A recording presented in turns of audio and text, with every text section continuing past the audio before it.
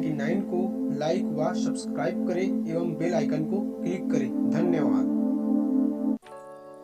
पहली पुतली मंजीरी बोली, अय राजा, किस्सा मैं बयां करती हूँ, दिल लगाकर सुनो। तुम गुण ग्राहक और कदरदान हो। जो तुमने बात कही वह सब दुरुस्त है, पर इतना गर्व मत करो। पुरानी कथा सुनो, इस संसार का अंत नहीं है। भगवान ने इसमें तरह तरह के और रंग रंग के जवाहर पैदा किए हैं।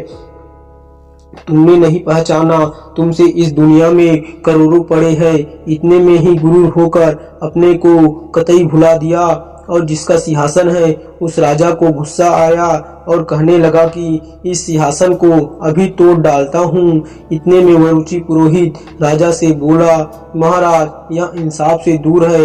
अभी पुतली की बात कान दे के सुनो, पीछे जो करना हो कर लीजिएगा। तब पुतली बोली, राजा विक्रम बड़ा बड़ी था और नगर अम्बावती में राज करता था। उसका बड़ा दबदबा था, देवताओं को पूजने वाला और तमाम दुनिया को दान करने वाला था। हे राजा, कान धर के सुनो। शाम स्वयंवर नामक उस नगर का राजा था। वह जाति का ब्राह्मण था, पर वह मशहूर राजा हुआ।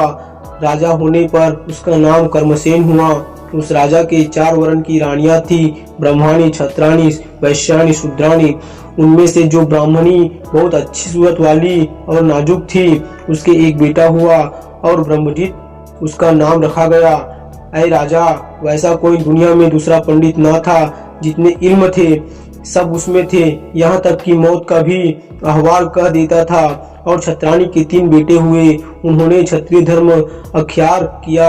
एक का नाम शंख, दूसरे का नाम विक्रम तथा तीसरे का नाम भर्तृहरि था। एक से एक थे, सब जगह उसका नाम मशहूर था। वैश्यानी से जो बेटा पैदा हुआ उसका नाम चक्र रखा गया। वह बड़ा सुखी और रहमदिल था। शूद्राणी से जो बेटा हुआ उसका नाम धन्वंतरी, वैद्यों में बड़ा था।